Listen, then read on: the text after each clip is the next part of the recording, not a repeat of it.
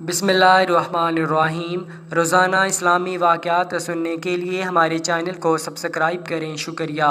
شیطان انسان کو جن راہوں سے گمراہی کی طرف لے جاتا ہے، ان میں جادو وہ ذریعہ اور عمل ہے جسے خالصتاً شیطانی عمل قرار دیا گیا ہے۔ جادو کے لیے عربی زبان میں سحر کی اصطلاح استعمال کی جاتی ہے۔ قرآن و سنت میں سحر جادو ایسے امر کو کہا جاتا ہے جس میں شیاطین کو خوش کر کے ان کی مدد حاصل کی جاتی ہے۔ پھر شیاطین کو راضی کرنے کی مختلف صورتیں ہیں۔ کبھی ایسے منتر اختیار کیے جاتے ہیں جن میں کفر و شرک کے کلمات ہوں اور شیاطین کی مداح سرائی کی گئی ہو جس سے شیطان خوش ہوتا ہے۔ کبھی ایسے عمل اختیار کیے جاتے ہیں جو شیطان کو پسند ہیں، مثلاً کسی کو ناحق قتل کر کے اس کا خون استعمال کرنا اور ناپاکی و نجاست کی حالت میں رہنا وغیرہ۔ امام فخر الدین رازی رحمۃ اللہ علیہ لکھتے ہیں کہ شرعیت میں سحر جادو ہر اس کام کے ساتھ مخصوص ہے جس کا سبب مخفی ہو، اسے اس کی اصل حقیقت سے ہٹ کر پیش کیا جائے اور دھوکہ دہی اس میں نمایاں ہو۔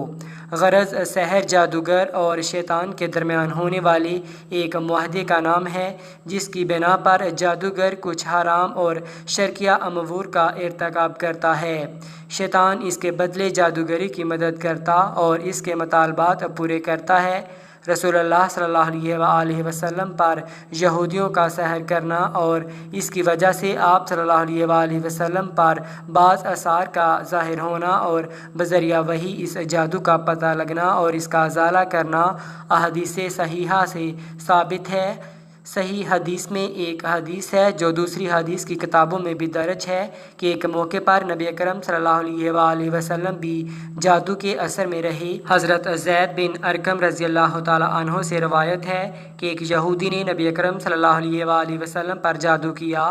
جب آپ صلی اللہ علیہ وآلہ وسلم نے اس کے اثرات کو اپنے اوپر محسوس کیا تو حضرت جبرائیل علیہ السلام تشریف لائے اور سورۃ فلق اور سورۃ الناس، جن کو معوذتین کہتے ہیں، وحی کی گئیں۔ پھر حضرت جبرائیل علیہ السلام نے آپ صلی اللہ علیہ وآلہ وسلم سے کہا، یقیناً ایک یہودی نے آپ صلی اللہ علیہ وآلہ وسلم پر جادو کیا ہے اور اس کا طلسم فلاں کنواں میں رکھا ہوا ہے۔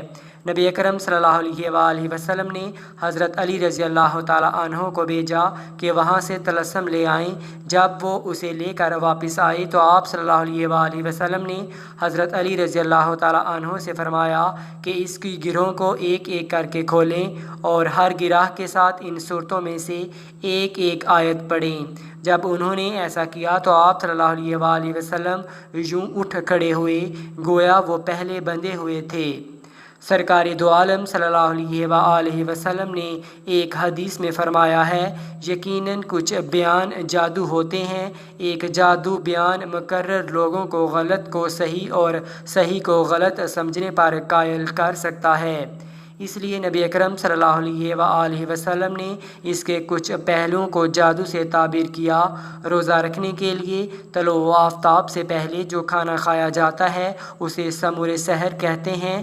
وہ اس لیے کہ اس کھانے کا وقت رات کے آخری حصے یعنی اندھیرے میں ہوتا ہے۔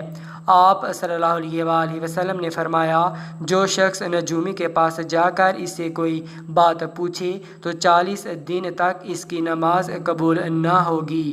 صحیح مسلم کی ہی ایک حدیث میں رسول اللہ صلی اللہ علیہ وآلہ وسلم نے فرمایا کہ شیطان اپنے ایجنٹوں کے بڑے بڑے کارناموں پر خوش نہیں ہوتا، لیکن اس بات پر بہت خوش ہوتا ہے کہ اس کا کوئی پیروکار میاں بیوی کے درمیان تفریق کروا دے۔